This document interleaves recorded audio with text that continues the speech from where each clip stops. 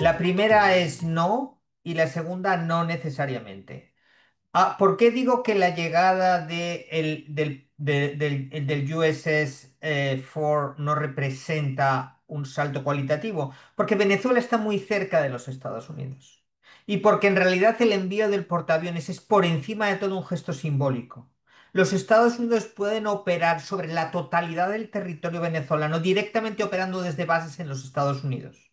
Porque además de eso tienen una flota de aviones de reavituallamiento en vuelo que les permitiría básicamente sostener operaciones de manera interrumpida sobre Venezuela sin necesitar el portaaviones. Entonces, ¿es cierto que el portaaviones proporciona algunas capacidades marginales? Sin duda. ¿Es cierto que multiplica el número de aeronaves disponibles en el área? Cierto. Pero ¿hay cosas que se podrían hacer con el portaaviones que no se pueden hacer sin ellas? La respuesta es prácticamente no. La segunda cuestión sobre si esperamos o no una escalada, yo creo que hay que separarla del portaaviones. Es decir, puede haber una escalada, pero puede no haberla. Puede ser simplemente que las cosas, que el portaaviones sea solamente un gesto simbólico y se quede ahí. En la medida en que el portaaviones no salta de manera cualitativa las capacidades, las posibilidades de escalada o no son las mismas antes y después del portaaviones. Dicho esto, la otra cuestión que me parece que vale la pena señalar es de qué estamos hablando cuando estamos hablando de escalada, ¿verdad?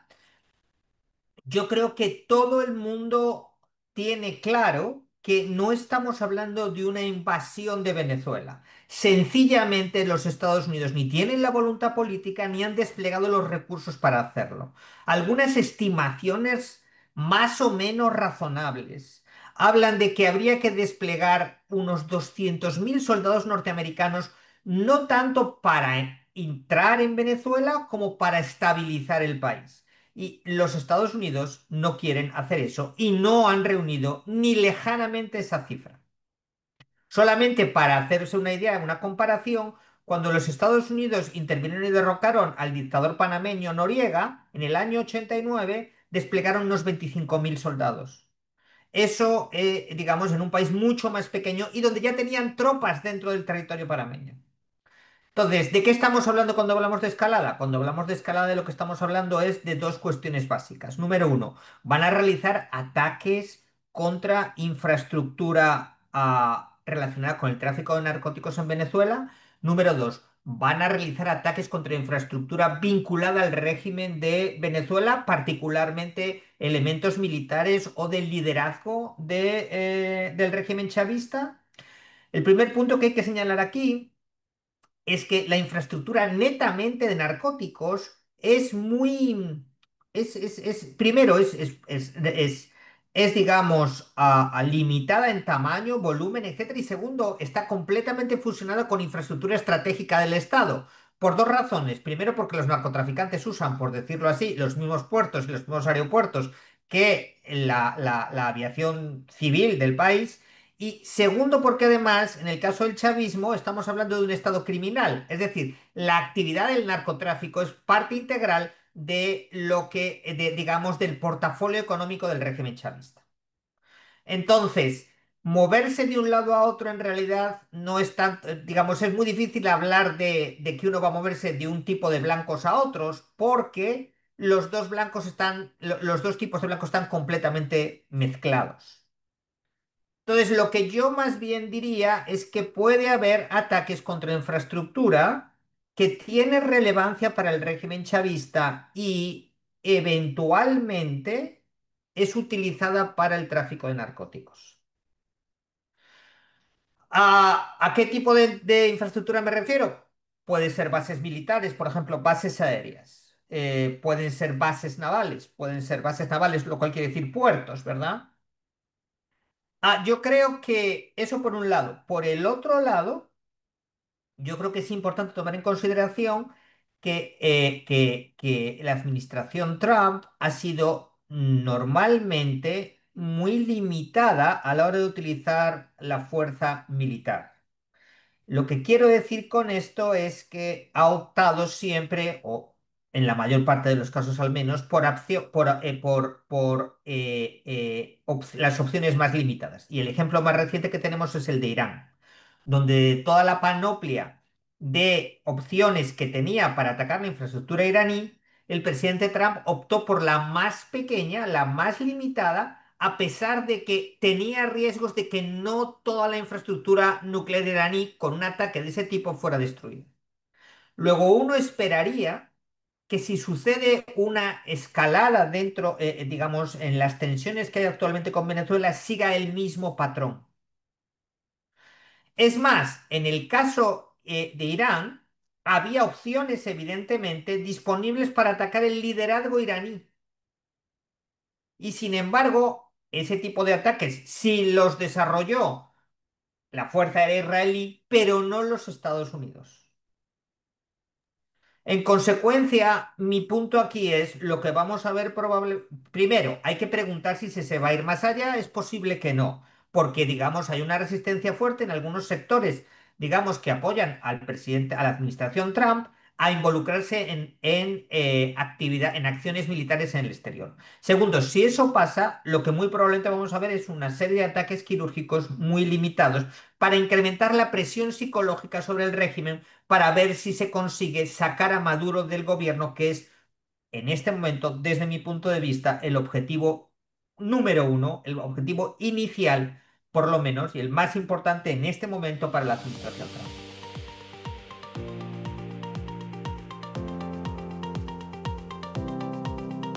Yo creo que Donald Trump cambia con mucha frecuencia sus posiciones en función de dos cuestiones fundamentales. Por un lado, de cuál es la coyuntura, digamos, de cuál es la coyuntura internacional, y por otra parte también de cuáles son de elementos de política doméstica, digamos, de cómo ve esas decisiones que van a afectar a su política doméstica. Y cuando hablo de política doméstica, hablo del electorado, evidentemente, pero también de figuras políticas cercanas al presidente que en ese momento siente que son más cerca o son más importantes. Yo creo que hay dentro de la región una idea de Donald Trump que es, digamos, por otra parte, coherente con su preocupación por la frontera, de que la seguridad de los Estados Unidos está estrechamente ligada a lo que sucede en América Latina. O si uno quiere, está más estrechamente ligada a lo que sucede en el hemisferio de lo que está estrechamente ligada a lo que sucede en Oriente Medio o a lo que sucede en Europa. Y en ese sentido hay una prioridad, digamos, para la seguridad hemisférica, ¿verdad? Un énfasis en la seguridad hemisférica que por otra parte otras administraciones habían anunciado antes, pero nunca habían, digamos, concretado, ¿verdad?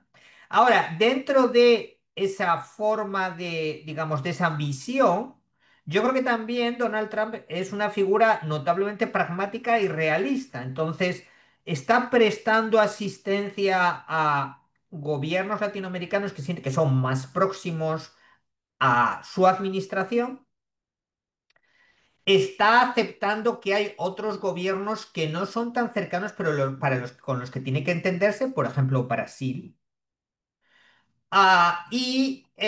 Digamos, y está tratando y está asumiendo que hay gobiernos con los que además necesita entenderse a pesar de que no sean nada cercanos a él, como por ejemplo México.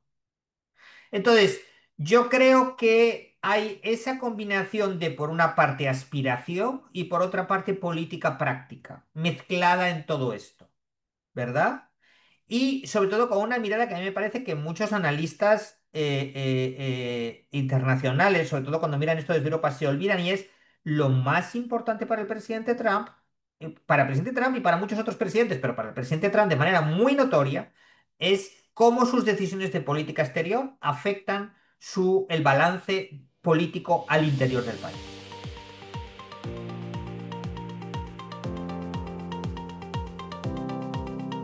Yo creo que tanto en Nicaragua como en Cuba, lo que está pasando tiene que ser leído con unos niveles de pánico notables.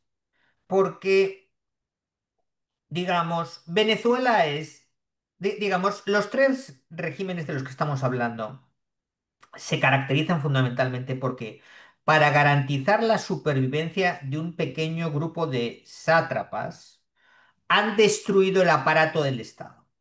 Es decir, yo creo que esa es la gran paradoja aquí, ¿verdad? El costo de mantener a Maduro en el poder con las políticas más absolutamente nefastas, digamos, para Venezuela en la historia de Venezuela, ha sido la destrucción del aparato del Estado. Es decir, Maduro, como buen populista, ha tenido que devorar el aparato del Estado para poder mantenerse en el poder. Eso es una diferencia importante, por ejemplo, de los regímenes prosoviéticos durante la Guerra Fría. Durante la Guerra Fría, las dictaduras comunistas se mantenían en el poder y para mantenerse en el poder trataban de fortalecer el Estado. Aquí, para mantenerse en el poder, lo que Maduro ha hecho, como se trata de una dictadura personal, lo que Maduro ha hecho ha sido destruir el aparato del Estado. Y lo mismo se puede decir de Nicaragua, donde además, digamos, tenemos una especie de monarquía, digamos, socialista, digamos, que pues uno le cuesta encontrar puntos de comparación, pero a lo mejor uno podría encontrar uno en Corea del Norte, y con Cuba que va para el mismo sitio.